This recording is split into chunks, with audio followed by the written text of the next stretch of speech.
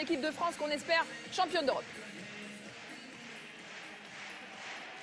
Bravo Céline, vous nous rendez l'antenne juste au moment où l'équipe de France entame cette deuxième période. Petit avantage d'avoir la balle en main.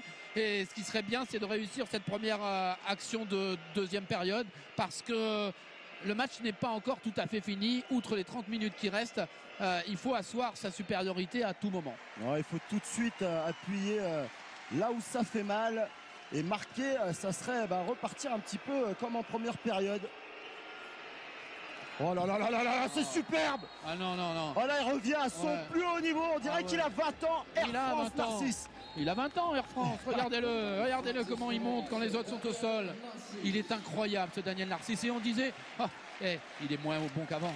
Sauf qu'il distribuait le jeu quand même depuis le début du tournoi. Ouais, il a mis un petit peu de temps à revenir aussi de cette blessure. C'est un diesel, vous le savez, vous avez suffisamment joué avec lui. Arrêtez un peu, Olivier. Ah, c'est extraordinaire, mais on n'en doutait pas. Il fallait juste que la machine se mette en route. Pas c'est un diesel, mais c'est un turbo diesel. Hein, un turbo diesel. Ouais, voilà, trop facile ça. Voilà, et on calme le jeu, on calme les adversaires. Il ne reste plus que 28 minutes et 50 secondes. L'action du match! Maintenant, il y en a 20 000. Oui, c'est vrai, entre le coup de fou et ce tir dans le dos de Luc Abalo. Luke Skywalker à ballon. Et Hansen avec son poignet. Alors là, ce serait bien de l'arrêter parce que ce petit diable d'Hansen, il en est à 7 sur 7. Un petit arrêt sur Hansen, ce serait bien. Regardez la fin de l'action de Luc Abalo. Commencer par le petit lutin Guigou et terminer par... Moi, ce que je voudrais, c'est qu'on soit un peu plus attentif, on l'est, mais un peu plus en réussite face au tir de Michael Hansen, 7 sur 7. Il faut le faire en finale d'un championnat d'Europe. Hein. Ouais, ce que dit souvent Claude Onesta, c'est qu'il préfère qu'un joueur comme Hansen marque des buts, mais museler une grosse partie du reste de l'équipe. C'est vrai.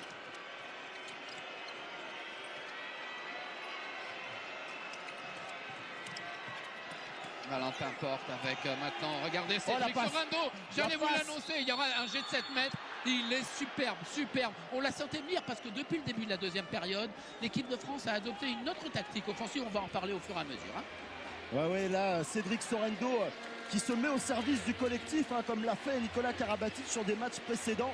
Et là, a très bien joué dans le dos des défenseurs et Michael Guigou au pénalty. Première petite balle de match. Oh, le Chabala! Le Chabala! Mais quelle décontraction! Là, il faut vraiment... Indestructible, vous cherchez un nom? Voilà, c'est ça, indestructible. On va l'adopter. On va l'adopter, je crois.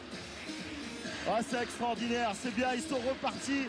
À mon avis, il y a eu beaucoup de calme dans la mi-temps, dans le vestiaire, dans les mots de Claude Onesta.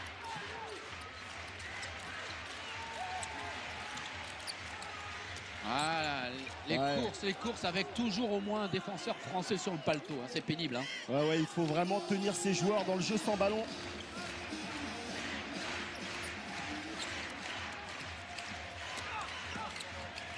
Ah, il a failli. Décalage.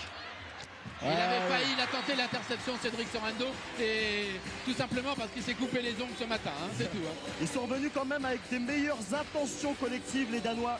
C'est vrai qu'un petit peu surpris par le début de match des Français, ils prenaient des shoots assez rapides. Et là, ils ont attendu longtemps, travaillé pour trouver une solution sur Lindbergh. Ouais, enfin, on est revenu à la mi-temps avec 23-16, on en est à 26-18. Il n'y a pas péril. Hein. C'est vrai aussi, André. Là, il va y avoir une petite coup de sifflet, bien sûr. Ah, ils sont venus aussi avec des intentions défensives. On les sent plus compacts. Ouais. Il va falloir les travailler. Mais les Français Danois aussi, alors on va en reparler hein, au fur et à mesure, ont changé en zone d'attaque. Hein. Ils ont maintenant l'intention de travailler encore un peu plus avec Cédric Sorando, j'ai l'impression. Le bras est levé. Et voilà, quand le bras est levé. Non, mais il y a écoutez, les comparaisons ne valent évidemment pas raison, mais il y a du Michel Platini, si vous voulez, dans ce Nicolas Karabatic, par son rayonnement aujourd'hui sur l'équipe de France. C'est du hors norme. Ah, c'est du hors norme, c'est Iron Man Karabatic, mais la réponse de Molgaard a été assez rapide aussi. Ouais, mais écoutez, on a là à faire un double champion d'Europe, à une équipe sur tous les podiums mondiaux, etc. Ils peuvent quand même marquer quelques buts, ils ont quelques talents cachés, nos amis danois quand même. Hein. On ne peut pas penser qu'on va les battre 45-0. On peut l'espérer, mais pas vraiment en être persuadé. Hein. Voilà, on monte très vite sur Karabatic. Oh là là. Et là, Il là, faudrait siffler de quelque chose. Enfin bon, on est limite. Mais il ne faut pas que Karabatic tombe dans le piège de vouloir faire la différence. Ouais, c'est pas le genre du garçon. Ouais, l'arrêt. Et ben voilà, cet arrêt, il est au moins aussi important que le but raté par Karabatic à l'instant. Voilà, il n'est plus à 100% et en même temps, il a donné un petit coup de coude involontaire à Lucio Abalo. Vous l'avez vu, le petit coup de coude. Mais honnêtement, c'est pas volontaire. Ah non, c'est jamais volontaire du côté de Hansen. Ouais, rien qu'à voir, vous savez, il y a eu une interview de l'entraîneur Edensen après la victoire des Français lors du championnat du monde. Et c'était incroyable le fair play des Danois après la victoire française. Donc un joueur hors du commun, à la fois sur le terrain, mais aussi en dehors. Ah ouais. Quelle chance vous avez à Paris de pouvoir assister au match de Paris comme ça avec tant de champions. Ouais, là, attention, on n'est pas loin des 2 minutes. Il a marché, mais il y a 2 minutes. Et heureusement qu'il y avait les 4 pas parce que sinon Luka Karabatic aurait été allé faire un petit tour sur le banc. Voilà. Ouais, quelle chance avec les Français, les Danois, les Croates qui sont dans cette équipe. Allez les voir, ça vaut le coup. Hein. Ouais, si vous ne le savez pas encore, hein, tous ces grands joueurs, à la fois Hansen, Abalo et Narcisse jouent à Paris. Et Samuel Roubiac, on verra peut-être tout à l'heure. Exactement. Et les autres jouent à Montpellier. Hansen, encore une fois, dans un trou de souris. Il est fort, ce Michael Hansen. C'est vrai que sur le coup, Thierry Meyer aurait peut-être pu faire mieux. Il n'y croyait pas trop, là, Thierry. Hein. Ouais. Ah, il était rapide, il est dans un trou de souris. Et bon, j'ai parlé des 2 clubs les plus connus, mais vu que j'en ai parlé, il faut parler aussi voilà, Igor Anic à Cesson. Cesson, l'équipe entraînée par David Chrisman, très bon entraîneur français depuis plus de 15 ans. Mais là, on ne peut pas vous demander d'aller à Cesson voir les matchs. C'est plein à chaque fois. Alors, donc, il mériterait d'avoir une salle un petit peu plus conséquente. C'est vrai. C'est le moins qu'on puisse dire. Là, un petit peu de faute sur Daniel. C'est superbe. Et ben Valentin se met au niveau de ses coéquipiers, vraiment. Écoutez, je ne veux pas faire surtout de pub, de la non-pub aux autres arrières droits qui ont été en équipe de France. Mais c'est vrai que depuis Stéphane Stockla, on n'avait jamais vu un arrière aussi prolifique en attaque. Un arrière droit entre les jambes. Bien joué. Ce sont les zones... des zones préférentielles, la zone entre les jambes, trouvée d'un côté comme de l'autre. Allez, et le chrono tourne, pas assez vite, mais il tourne quand même. Toujours 7 buts d'avance, c'est l'écart qu'il y avait à la pause entre la France et le Danemark, 28-21.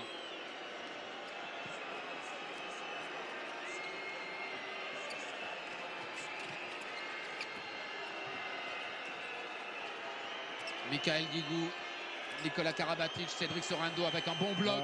Et la balle pour Cédric Sorendo qui la récupère. Qui voulait attraper la balle à une main. Et elle lui a échappé un petit peu. Alors, Air France, non. Nicolas Karabatic. Bel arrêt de Green. Très bel arrêt. Oh, la récupération. Ils se sont jetés comme des diables. On donne tout dans cette partie-là. Elles sont chères les balles. Regardez cette détente extraordinaire et le bel arrêt de Green. Il était battu, mais il avait la petite menotte bien ferme qui traînait par là. Il est bien resté sur les appuis. Il n'a pas été pris complètement à contre-pied. Ah oui, c'est quand même une vraie finale de championnat d'Europe. Hein. Ah oui, là, on assiste à un très beau spectacle. Mené pour l'instant par les Français quand même. Un spectacle comme on les aime, avec la France qui mène, c'est ça que vous voulez dire. Et vous avez raison, Olivier. On le préfère quand c'est comme ça, même si on est un petit peu chauvin. La balle pour lui. Il y va. Ah oui, il a cherché la lucarne opposée, mais l'épaule de Thierry Omeyer s'est mise sur le chemin du filet. Eh bien moi, tant pis pour Cyril, il aura le temps de revenir. Je ne voudrais pas le voir aujourd'hui, Cyril Dumoulin. C'est que ça serait bon signe quand même si Thierry Omeyer restait dans la cage, mais assurément, contrairement à des années précédentes, aujourd'hui, vu la configuration de la compétition, Cyril Dumoulin, s'il y a une défaillance de Thierry Omeyer, il l'a montré à plusieurs reprises. Et puis si vous voulez le voir, Cyril, allez donc à Chambéry. Hein. Voilà, exactement. Là où jouent les 2 frères Gilles aussi. Les 3 frères Gilles. Ah oui, les 3. Entraîné par Mario Cavalli. Voilà l'équipe de France avec Cédric Sorendo. Il a 2 Danois sur le dos. Belle défense. Les Danois quand même sont maintenant plus présents, on a l'impression. Mais le style offensif des Français se prête justement à cette présence des Danois. Parce qu'après il y a des fulgurances. Vous allez voir. Hop, le petit. Oh là, Michael Guigou, c'est superbe. Non, la feinte, une feinte de shoot qui a fixé les 2 défenseurs. Mais vous êtes obligé de fixer sur un type comme ça. Il va tirer, il va vous faire mal. Il Alors il est parti. Oh là là. Quelle fléchette. Voilà pourquoi cet homme est l'un des meilleurs joueurs au monde. Et Lucas Ballot, pris par la patrouille, petite poussette dans le dos sur Hansen. Et cette balle sous la transversale de Thierry Omeyer. Alors c'est... Allez, 20 minutes de jeu. Sabroso qui était l'arbitre qui était à côté de Lucas Ballot. Qui arbitrait donc avec son compère Oscar Raoui et qui a habité la finale des championnats du monde et qui a arbitré aussi Danemark-Serbie au championnat d'Europe, qui est là, donc qui a signifié à Lucas Ballot qu'il fallait sortir. Et vous savez quelle est sa couleur préférée? Le bleu. Eh bien voilà, on ne peut rien vous cacher. À tout hasard. Allez, un moins pour les Français, il va falloir tenir ce ballon tout en allant vers le but. Oh, super. Ça, superbe.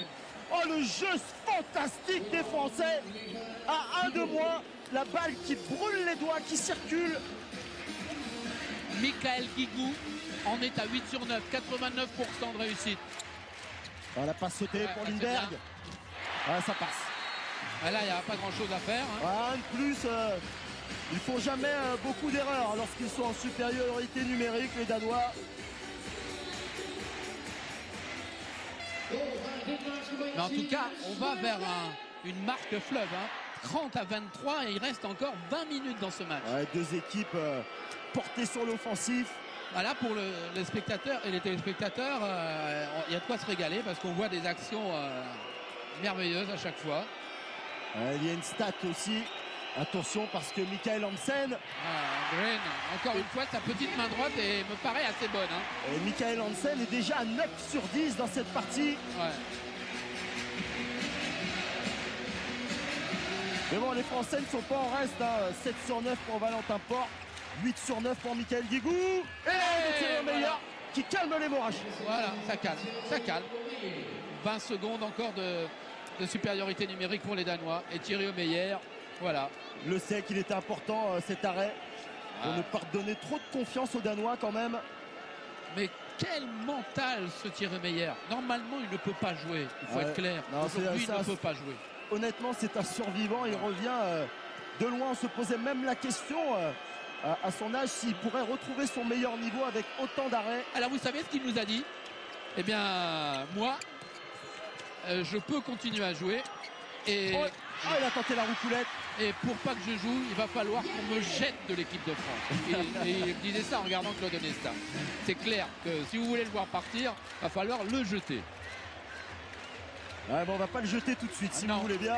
On peut aller à Rio avec lui au moins. Et puis au championnat du monde qui suit, car en 2017, les championnats du monde ont lieu en France. Exactement, et nous nous sommes qualifiés en prenant cette place pour les demi-finales, aussi pour le mondial au Qatar. Exactement, l'année prochaine, il y aura encore l'équipe de France à une compétition internationale. Et le handball n'aura pas de problème de température au Qatar. Non. Car les salles sont climatisées. Ouais, super angle de trouver. Alors, vous savez que dans toutes les rencontres de tous les sports collectifs et même des fois de sports individuels, il y a un moment un peu creux où on se ressource, où on subit un peu. Et la différence se fait souvent dans ces moments-là aussi, sur son point faible. Et la façon dont les Français vont se sortir de ces 5-6 minutes va être significative pour savoir l'issue à la fin du match. Oh, la passe, passe de Daniel Narcisse et cette prise à une main qu'avait raté tout à l'heure Cédric Sorendo, cette fois-ci il l'a réussi. Et Michael Hansen refuse le tir. Et surtout bonne couverture de balle sur la passe au pivot de Luka Karabatic. Voilà, c'est un moment un peu faible, c'est relatif, un tout petit peu faible, mais pas beaucoup faible, un tout petit peu. Oui, les débats s'équilibrent un peu. Voilà, comment les Français vont-ils sortir de ce passage-là? Ça va se situer à la fin aux alentours de 45-48 minutes. Hein. Oui, déjà là, cette action ultra importante pour repasser à 8 buts.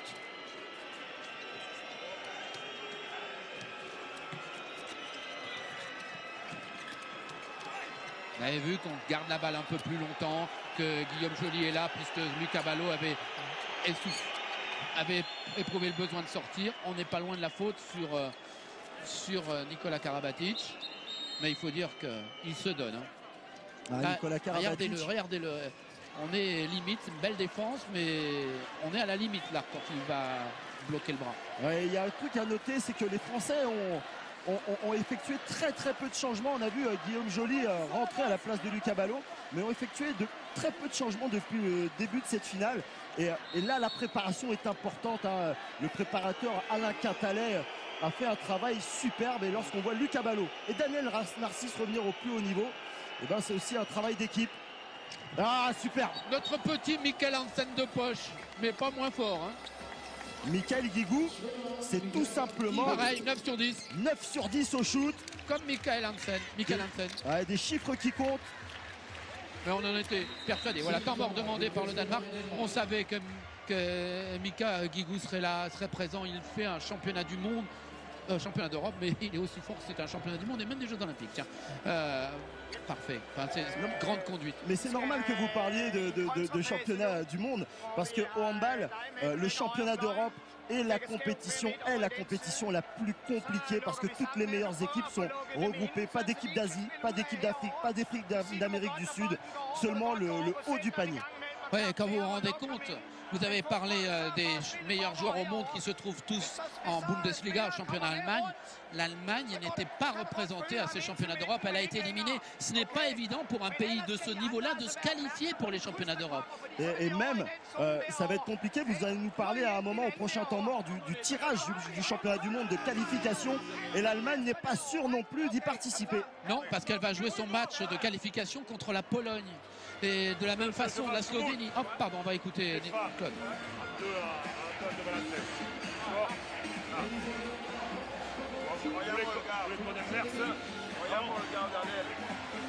Si ça rentre, on prend directement. On prend au centre, on sort les accents, ok?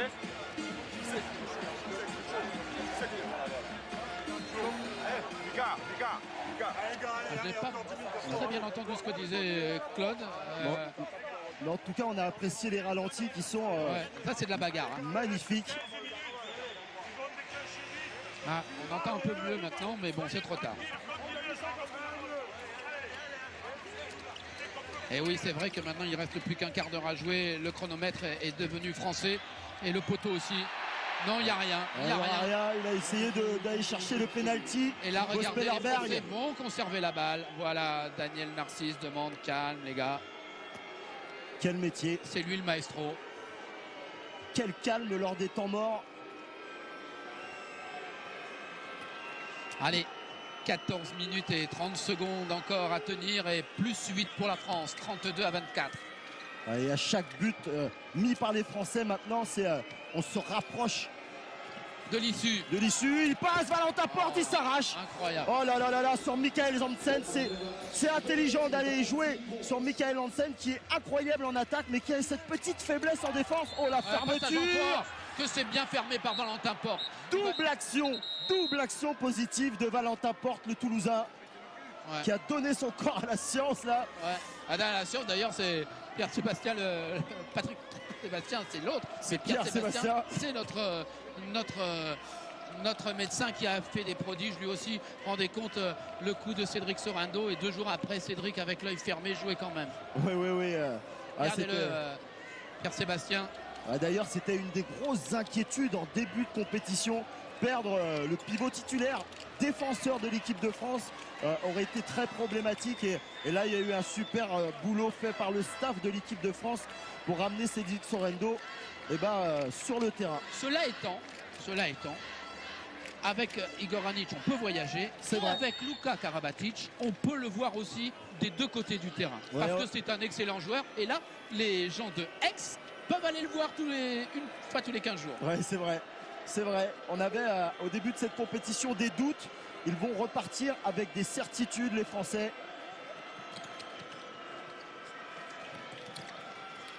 Le croisé un petit peu raté. Un peu raté. Attention parce que à chaque perte de balle, le bras va se lever vite. Et Sorrento, demi-tour contact. Et ça, la prise à une main, il l'a appris avec son adversaire du jour. J'espère Nodesbo. Ouais. Regardez, ils se mettent à 15 hein, sur lui et ça ne suffit pas. Ouais, les têtes commencent à être basses, vous ne le voyez pas vous sur votre écran alors qu'on revoit ce superbe ralenti sur le banc danois. Et plus le temps passe, plus c'est en favorable des Français. 9 buts d'avance. Allez, 33-24. Eh oui, attention, Guillaume Joly. Passage en force sans ballon.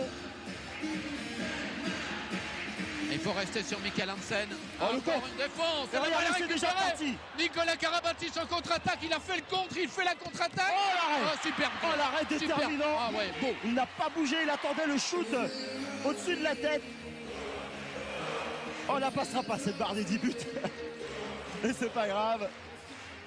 Allez, 17 minutes déjà jouées en deuxième période. Il n'en reste plus que 13. Et il y a toujours 9 buts d'avance pour la France. Allez, on circule mieux côté danois. La feinte, superbe. Très joli. Il a pris Cédric Sorrento sur la feinte en appui qui lui a fait baisser les bras. Et derrière, regardez, feinte en appui. Cédric Sorrento est pris. Et vous avez vu les conséquences d'un passage en force de l'équipe de France de Guillaume Joly là.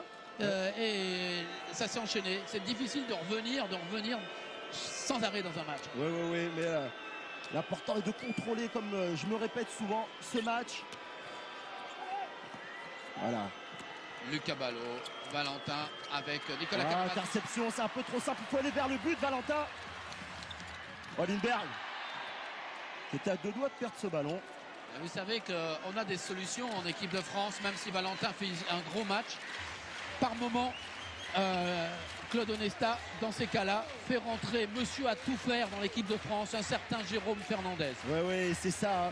On posait la question de l'apport de Jérôme Fernandez, celui de Thierry Omeyer, tous les deux revenus de blessure. Mais il y a un apport sur le terrain, mais aussi en dehors du terrain.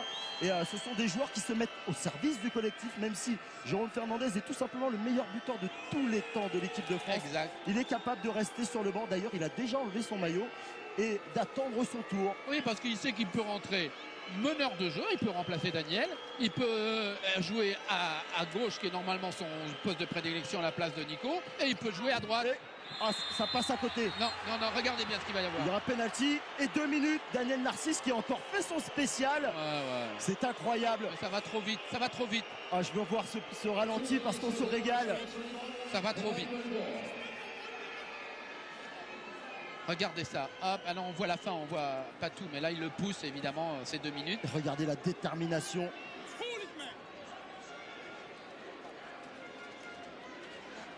Et on a noté aussi, on n'en a pas parlé parce qu'il fallait rendre l'antenne tout à l'heure à la mi-temps, mais à la sortie du terrain, les Français avaient un espèce de calme. Ils savaient que ce match se construirait dans le temps et ils sont rentrés vraiment d'un calme olympien. Honnêtement, vous qui avez fait le choix de regarder tout le sport tous les soirs, évidemment, comme des millions de Français, dès le premier entraînement, on avait expliqué ça sur un des premiers reportages, dès le premier entraînement, on avait vu cette équipe de France. Et encore le 34e but, avec encore un 100% de réussite au jet de 7 mètres de Michael Guigou, 10 sur 11, on croit rêver. Dès le premier entraînement, on avait senti que cette équipe de France était sereine, à l'image de Nicolas Karabatic. Dans un collectif, ça se voit rapidement quand on a un petit peu l'habitude. On voit des choses. On ne peut pas les expliquer outre le fait qu'on le voit. Et cette équipe de France, on la voyait. Pas sûr d'elle, parce que le premier match contre la Russie était déterminant. Ils ont réussi le début de match et ça a changé tout dans cette équipe. Avant, ils étaient sereins. Là, ils étaient persuadés qu'ils pouvaient. Exactement, avec un gros match d'un joueur qui est sur le banc là aujourd'hui, parce que ce n'était pas son tour, Kevin Niokas, qui avait fait un match tout à fait incroyable. Oui, parce que si Valentin Porte a besoin de souffler, et on peut le comprendre, hein, parfois il a besoin d'être oxygéné aussi.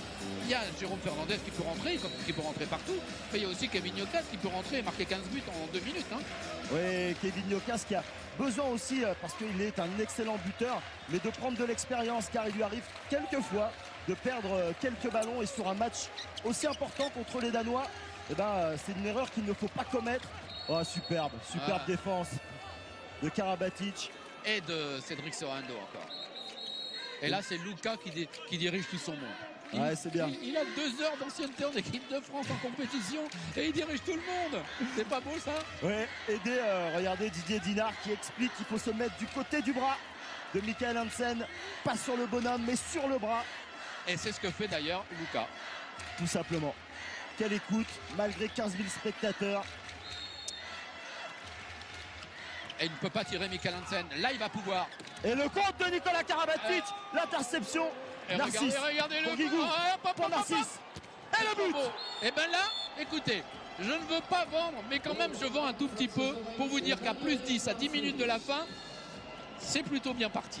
Ah oui, 10 buts avec l'expérience des bonhommes sur le terrain. Ça va être compliqué d'aller les chercher maintenant. Ah ouais. Et sur le banc, il faut regarder un truc. Hein, alors que Claude Onesta vient de se lever, il y a Sylvain Noué, l'entraîneur de l'équipe de France. Il y a Claude Onesta à côté, le manager, Didier Dinard et Jérôme Fernandez. Si ça, c'est pas un signe. Ouais, superbe coup de poignet. Du calme, dit Claude Onesta, du calme. Vous êtes en supériorité numérique. Il y a plus 9 maintenant et 9 minutes 30 à jouer. Et que l'important aussi, c'est de ne pas prendre d'exclusion temporaire à 10 minutes de la fin qui pourrait relancer aussi l'équipe danoise. Donc préférez accepter de prendre des buts. Et voilà le Cédric. Et voilà. Toujours cette démonstration. 36 buts dans une finale de championnat d'Europe. C'est déjà incroyable et il reste encore 10 minutes à jouer. On en est quand même pour le petit Daniel Narcisse à 6 buts marqués sur 7 tirs et 8 passes décisives. 8. On en est aussi à 8 passes décisives pour Nicolas Karabatic. Voilà. Ils sont là les cadres. Hein, quand même. Ouais, les cadres sont là.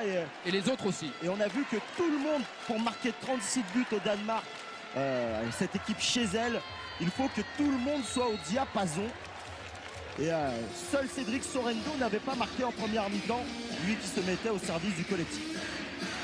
Retour donc de Igor Anic qui en est pour le moment dans cette compétition à 12 buts marqués sur 12 tirs tentés. Il est à 100% de réussite au championnat d'Europe, ce que seul Gaël Monturel avait fait au championnat du monde en 95. Ouais, Gaël Monturel qu'on sait dans sa Normandie natale presque et qui est bien sûr devant son écran de télévision. Exactement, Gaël Monturel, la doublure de Philippe Gardan chez les Barjots, joueur ultra important et qui faisait partie de ces joueurs qui savaient attendre le moment voulu pour pouvoir rentrer, donner sa pierre à l'édifice. 36 à 27, 9 buts d'avance pour l'équipe de France. Dans un match, alors vraiment, je pense que tout le monde doit se régaler devant la télévision parce qu'il y a beaucoup de buts et beaucoup d'actions merveilleuses comme celle-là. Oh, ben elle n'est plus à 100%. Grâce à la cause de ce diable de Grain. Ce sera une stat que je pense qu'il va oublier très rapidement en cas de victoire. Voilà, on joue avec 2 pivots, Valentin Porte et Igor Anic dans la défense. Et ils ont joué Tito. Oh là là. Bon. J'arrive même plus à crier tellement cet homme fait des choses hors du commun et il les sort au moment où il faut. Et vous observerez Luka Karabatic qui maintenant se concentre sur rester sur le bras d'Hansen. Oh là là, on s'est oublié un petit peu. Erreur de changement entre Nicolas Karabatic et Daniel Narcisse. Ouais. Rien de grave. Ouais, ils peuvent faire une erreur quand même après 52 minutes de jeu. Et surtout quand on mène 37 à 28 face aux champions d'Europe en titre.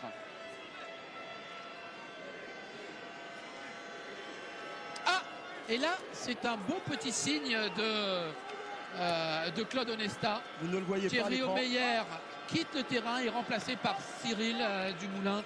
Ça, c'est pour dire, Cyril, tu es avec nous. Ouais, il va pas seulement rentrer, Cyril Dumoulin, il va aussi faire des arrêts. Ouais, on peut lui faire confiance. Ce n'est pas un changement pour faire un changement, il va faire aussi les arrêts qu'il faut. Soyez-en persuadés. Alors, Thierry Meyer, il est terrible parce que dans un match de 60 minutes, lui, il veut bien même jouer 92 minutes. Ouais, ça c'est clair. Mais en même temps, là, il quitte le terrain en sachant le contexte, évidemment, en disant « Et alors, le meilleur, c'est qui ?» Sur cette partie, en tout cas, c'est lui qui a montré la voie à l'équipe de France avec ses arrêts ultra importants dans le début de partie. Ouais, super. L'enchaînement, le connaît celui-là. Alors il y avait Nicolas Karabatic écarte et emmène Lucas Ballot pour la lucarne. Il y avait une lucarne à droite, il y a une lucarne à gauche maintenant. Et voilà, il est clair tous les côtés. Ouais, Lindbergh sous la patte, sous le pied de Cyril Dumoulin.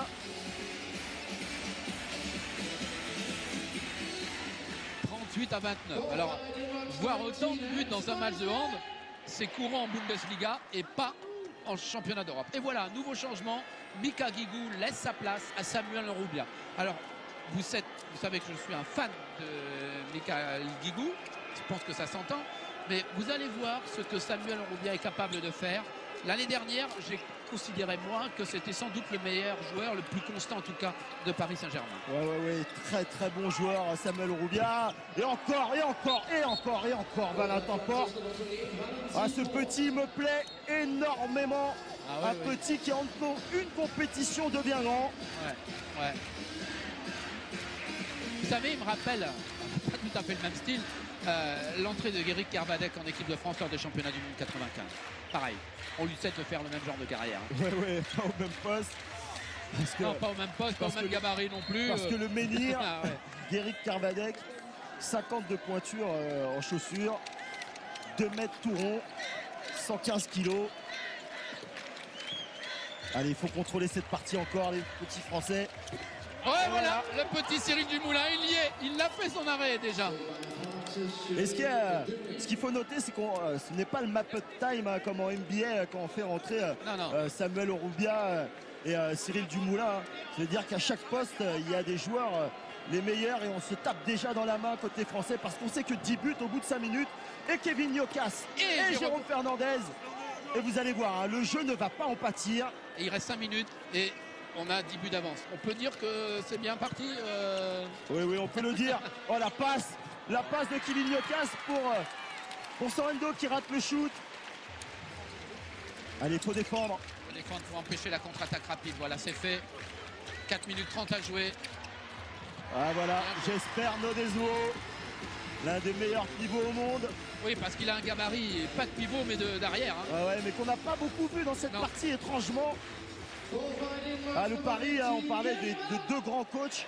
C'est Claude Onesta qui le gagne face à Vibek aujourd'hui. Vous vous rendez compte quand même, ce monsieur-là, il est arrivé en équipe de France et depuis qu'il est là, depuis 2002 on va dire.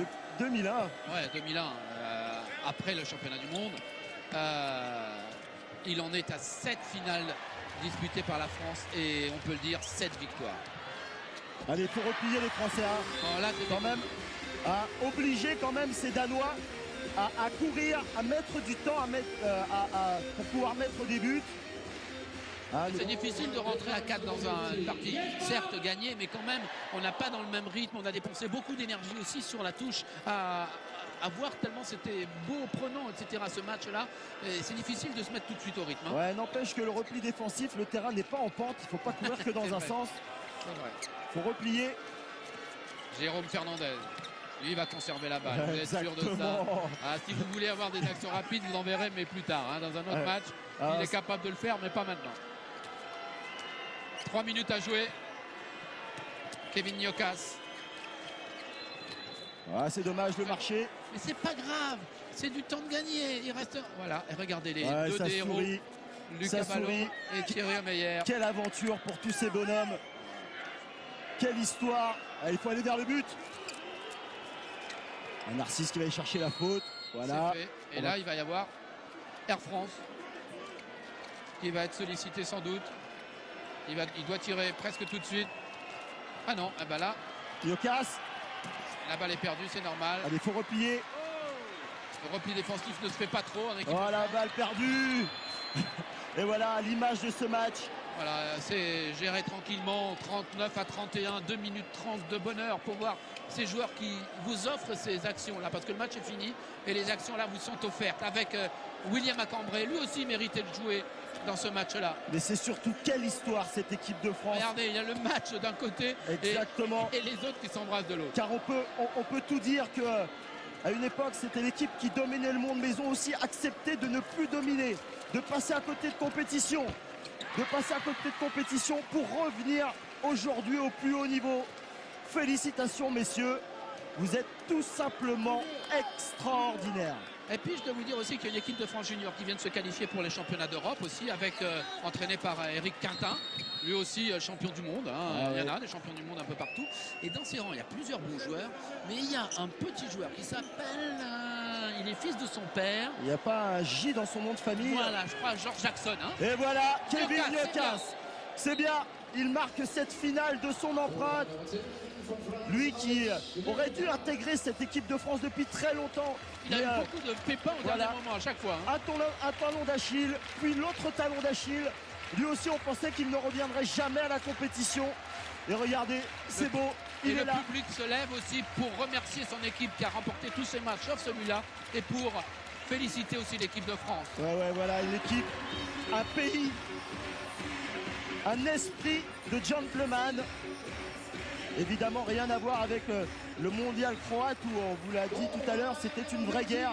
Aujourd'hui, voilà, énormément de respect pour la domination des Bleus de l'équipe de France.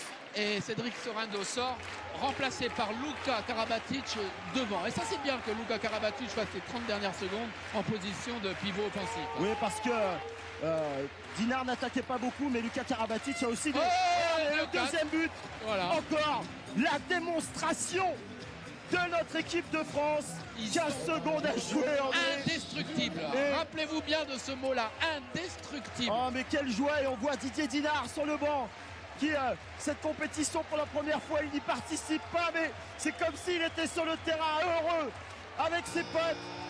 Et voilà, c'est beau, fantastique. L'équipe de France est championne d'Europe pour la 3e fois.